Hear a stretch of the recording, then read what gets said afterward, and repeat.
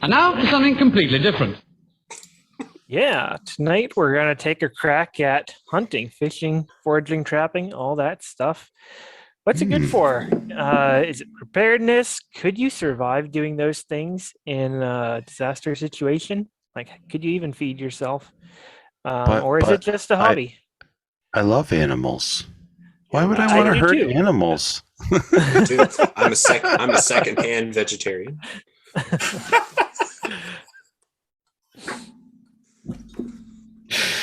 Oh dear. I think I've had a little too much sun today and not quite enough to eat. Yes, Yeah, for go ahead, blame hunting, the sun on that. hunting, fishing. Yeah, this is a pretty cool topic because I hear this all the time when talking to people about preparedness or the topic of, food prices or what happens if the grocery stores don't have my, favorite brand of no-name macaroni. And Carbs, no thanks. yeah. I love mac and cheese, but But you know what I mean? Like people are just like, especially in the country, you get the that's good old where meat boys. comes from. Right. The good old boys go, well, I'm just going to hunt and fish for my food. And I go, oh, yeah. So anyway, that's what we're going to talk about.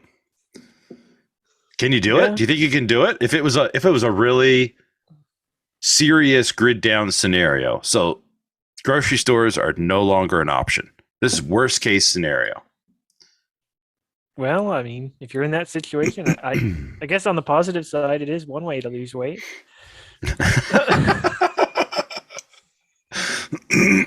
You're definitely not going to get the calories you're used to. I'll say that much.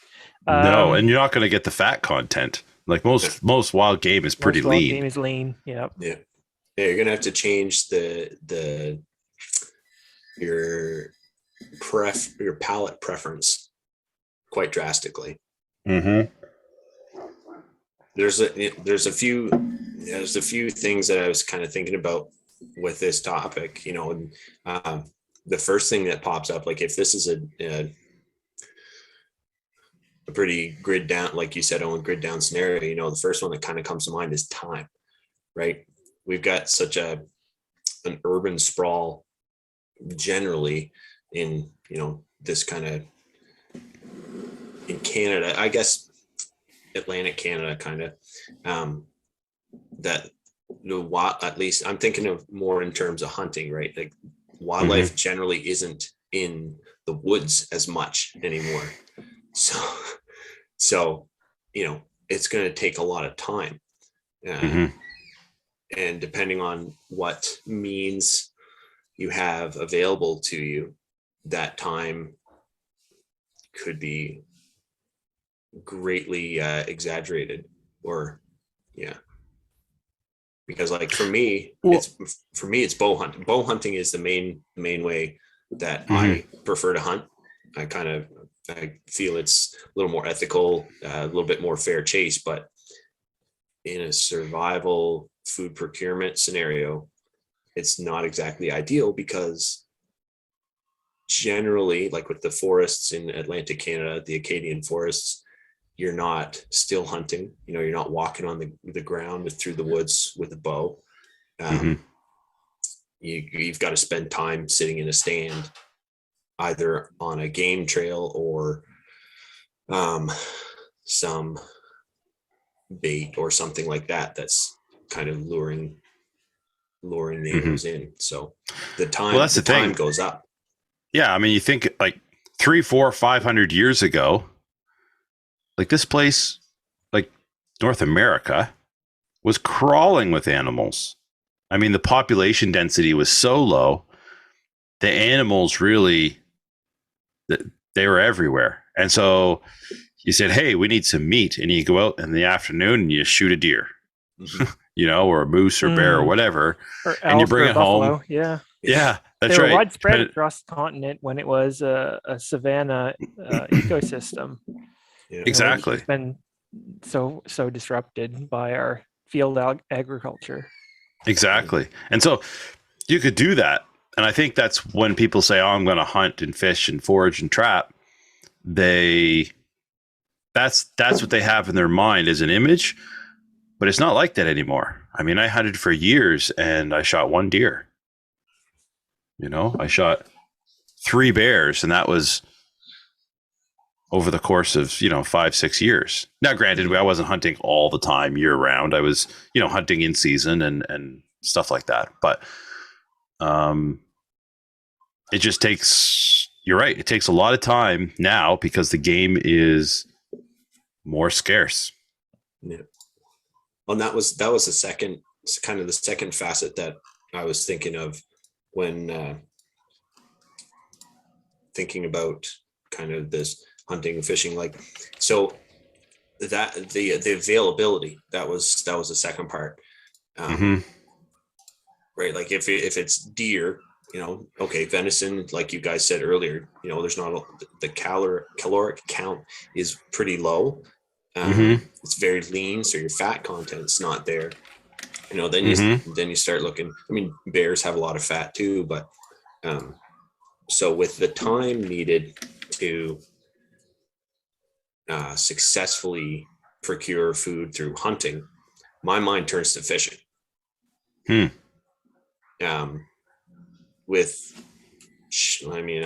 was driving by a river and saw some folks fishing there, and within 30 minutes they'd hauled out about 20, 30 fish. And bass probably. There were some trout in there too. Okay. Yeah.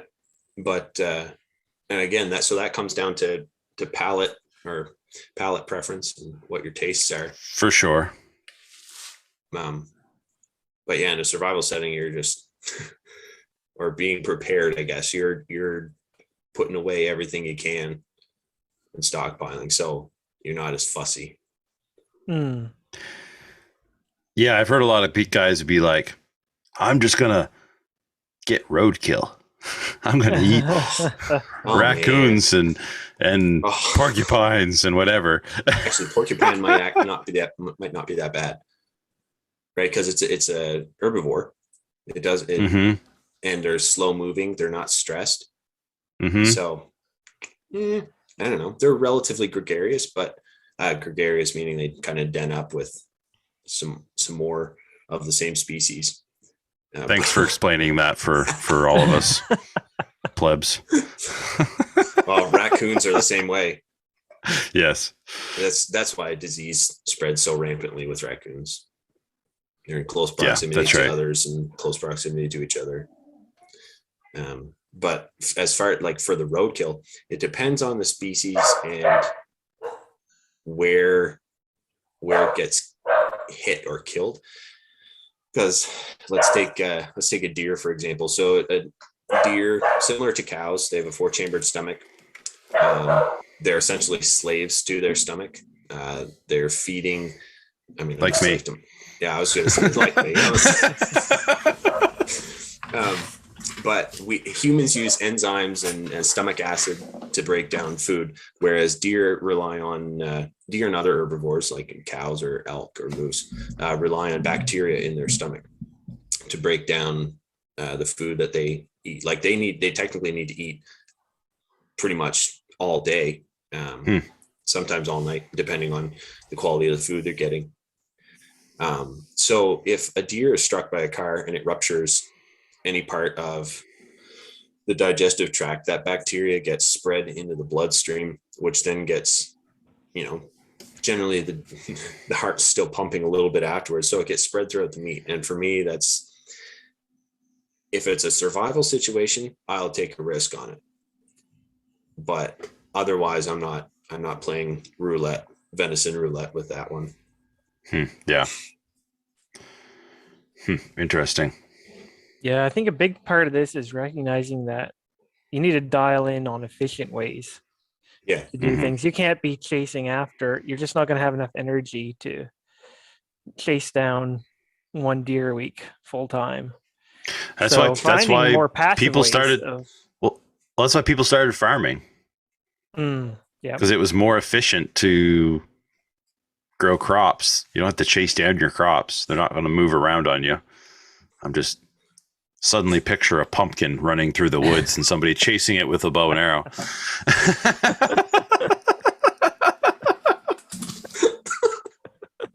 Oh my goodness. Smashing pumpkins. Yeah. It's probably trademarked, isn't it? Probably. Now we're going to get thanks, Ben. We're going to get demonetized now. I won't be able to put this on YouTube. So I would say actually trapping as perhaps being the most viable way of getting food in that situation, because it's a way of not having to spend your time as much looking for the animal and attempting to secure it. So if you have the ability to set snares or traps of some type, and then you would have that time to spend on other survival activity, probably you're going to need some time to focus on shelter and so on. Yeah. Oh, exactly. Yeah, and then your hunting becomes more of a opportunity-based thing.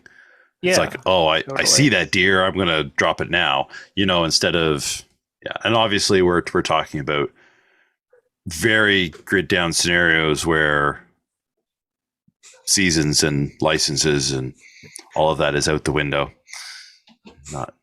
We're not promoting or encouraging people to walk out and shoot deer in their backyard any time of the year. So. Check with your local DNR office and see when the season is and how to get a license. But like Dan said, efficiency not only in the time spent, but what other resources you may need in other scenarios, like self-defense or whatever. I'm just like thinking ammo. I mean, even resources as far as like your mindset, like your strength and energy, especially if you're running on a low calorie diet in a relatively caloric intense, like a calorie out scenario like that, where you're not sleeping great at night because your shelter's not as great as you'd like it to be. But yeah, that's definitely where I think efficiency comes in, not just in time spent, but also in resources utilized. Yeah. Well, there's so much of hunting now, like modern hunters have so many modern conveniences, and they may say, oh yeah, I shoot a deer every year. But if a deer is all you have to eat, you're not eating very long. No. I think about the meat that we put away for a year. It's a lot of meat. It's many, many deers worth. I mean, it's not literally deer, but it's to relate it to something, wild game. I don't even think a moose would do my family for a year if that is what our primary source of food was. You would need multiple moose, and most people know what a moose is, but it's a very large animal with a very large amount of meat on it. Relatively elk sized. Yeah, that's right. And so I don't know. I look at it whenever people say that to me, oh, I'm going to hunt and fish and forage and trap. I go, man, you're going to starve. I just don't know. Like, there's so many people are going to try and do that, especially in rural areas where there's a lot of hunting tradition, and people utilize that now for their winter's meat, but they have so much other stuff to eat that it's not a main staple in their diet. It's Saturday night, let's pull out some deer steaks or moose steaks, as a special thing. Yeah, and it is such a great way to change the normal of life, just to throw the podcast name in there. But like we were kind of joking about earlier, like my meat comes from the grocery store. Well, no, it doesn't. And when you actually look at unless you're buying from a local farmer or raising it yourself or hunting for it or fishing and trapping, foraging, those are the more ethical ways of doing it. For being concerned about what is normal as far as the ethical side of food procurement, Mm-hmm. There, things happen, things happen, a branch gets in the way, something like that, and it's not quite as quick as it needs to be. But yeah, that's kind of, it's such a great way to broaden the horizon and open yourself up to this next step in. And it's also a great way of furthering your personal development, in my mind. Just sitting on the deer stand, and you're just freezing, waiting for it to step out, and then it does, and it's like a 30-second adrenaline rush trying to get the bow drawn or the gun on the rest or whatever. But I've shot deer both gun and bow and arrow. So. And then it's 2 hours to come down from that adrenaline rush. Yeah. Yeah. Well, I think it's great because it's not the only way to learn where your food comes from, but there's certainly, in my experience, there is a certain respect given when you take an animal's life, be it, an animal you raised or something you shoot in the wild. But I know there's just something about that to me helps people really acknowledge and understand this is, it's fine. I don't think it's immoral to kill an animal and eat it. But there is a certain kind of understanding of, I'm going to be ethical in how I utilize this animal. I'm not killing it for fun. I'm not killing it just to leave it lay. I'm going to kill it, and I'm going to consume as much of it as possible and utilize as much of it as possible, because that's ethical, because this animal died that I can eat, and that's okay. That's good, but that's its purpose really in life. But I don't know, maybe you guys can explain it better, but to me, there's a little something about that. That's different. It's a sanctity of life. Like, it's a living, a living, breathing creature. That's right. There's a comedy sketch that I always think of whenever I talk about the ethics of hunting, and it's it's basically the guy who's talking about like how animals in the Serengeti, they're not having this conversation that we're having right now. Right. They're not talking like, oh, well, it would be so much more ethical if we actually like just led them into the water and then killed them. But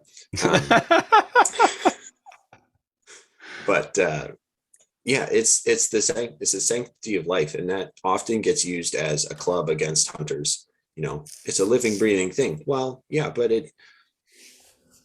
the respect that I have for the animal, the ethical means that I use to kill it, and the respect that I show it. Humans are the apex predator on this planet, so. That's right. But Dan, I didn't think we were going here with this conversation, but this is good. This is really good. Well, no, I was actually going to bring up something. I guess I said it as well, but Dan mentioned foraging, and that mushrooms. Do either of you guys know much about mushroom foraging? Yeah, that you pretty much don't want to eat it unless you go with someone who's successfully eaten it and survived. Okay, so it really is. So, okay, well, I guess I know who I'm going to ask to try the mushrooms when we go in the woods next time. Ben, try this. It is a skill I'm working on picking up. I have a few books, and I definitely want to see if we have any of the common, easily identifiable ones in this area, because that's the main thing. Any good guide will explain which ones are not likely to be confused with a dangerous type.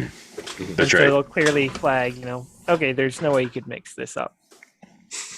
Relatively dummy proof, we hope, but the only ones I really know are the shaggy mane mushrooms. Okay. those ones I know really well. And they're pretty common around here at work.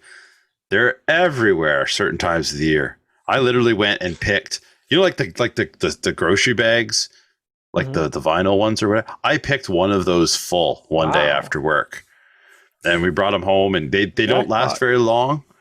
But people were looking at me so strange. I was up in the soccer field picking them. I was in people's yards picking them. I was picking them everywhere, and brought them right home. Threw them in the dehydrator, and they're quite a small, like a thin mushroom. Mm-hmm. We had a couple gallon jars full of dehydrated mushrooms. I think we're still using them, probably throwing them in soups and chilies and whatever. So that's the only thing I've really successfully foraged is on the mushroom side of things. But yeah, that kind of highlights the difference between starvation and finding enough to get by is the knowledge side of things. It's like if you neglect that, you're toast. Oh, exactly. Yeah, people think they're just gonna walk into the woods, and somehow live off the land, but that's incredibly difficult. We think about the people in the past who did it here. They didn't eat raspberries year round. Mm-hmm. They picked a few raspberries when it was in season. They ate it fresh. That it's a totally different lifestyle and a totally different diet. And it definitely takes some getting used to, I think. For sure. I think the skill building, I think you're bang on, Dan, with that. Like everything we've talked about tonight takes skills and skill sets that you just don't pick up. Like you just don't do it naturally, I don't think. They're all things you have to learn. There's knowledge there. There's mistakes that need to be made. Things that have to be learned the hard way. Hopefully it's not the mushrooms you're learning the hard way. Go for quite a ride on that one. Yeah. Yeah. Bring out your dead! So yeah, it's but the skill sets and everything. I'm a big skill guy, so I've always been that sort of thing. Whenever something takes a skill set to learn that I'm interested in, I want to learn that at least to, if I'm not going to be an expert, I want to learn it to some sort of level of proficiency. Yeah, I almost said mediocrity, but maybe that's not the right word. But I want to get good enough that I'm not terrible at it, but I don't have to be the best. I just have to be good enough that I'm average. Just it's a skill that now I have and can pull it out when I need it. Yeah, a lot of times those lessons and skills are learned by things not going right. I keep going back to deer hunting, but that's what I've hunted for the most. And it's just the deer's senses and how it's so in tuned, like, cause it's technically a prey, right? So just, you look at an animal and you can figure out what its most prominent senses are. Like a deer's nose is this long and their ears are this big. So they're better to hear you with, my dear. But you just the slightest non-natural sound or a movement, and then the deer's gone and you're busted. And it's like, okay, well, there's a lesson right there. Yeah, that's right. Not to mention the time spent, you acquiring that skill and becoming proficient at it. I've lost count of how many hundreds, if not thousands, of arrows I've shot to getting my bow tuned in and making. And it goes the same for gun hunting as well. You got to make sure that the equipment you utilize is proficient and ethical. Yeah, I just use a knife. Okay. If you're going after crocs, I want no part of that. I don't have to worry about sighting it in or using up ammo. I just, naked in the woods with a knife. Dropping it out of trees onto deer. That's what the bobcat does. Yeah. My word.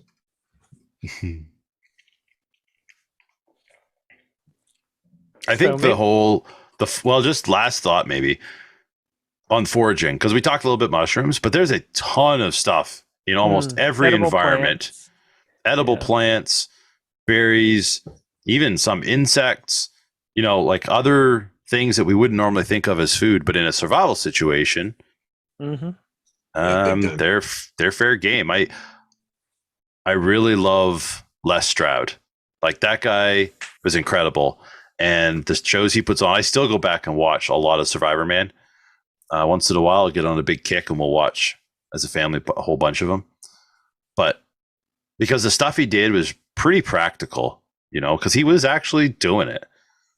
But it's always interesting to me when he'll say, "Oh, I'm so tired. I'm so hot." He doesn't say I'm so hungry, but I have no energy. I feel the lack of calories in my system. And then he'll eat like a scorpion or some little bug or something like that.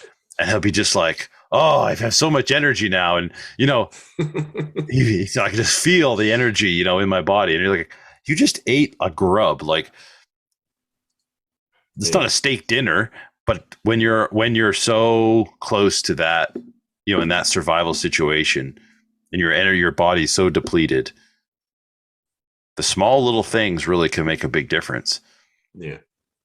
So 100%. But like you say, it all takes knowledge.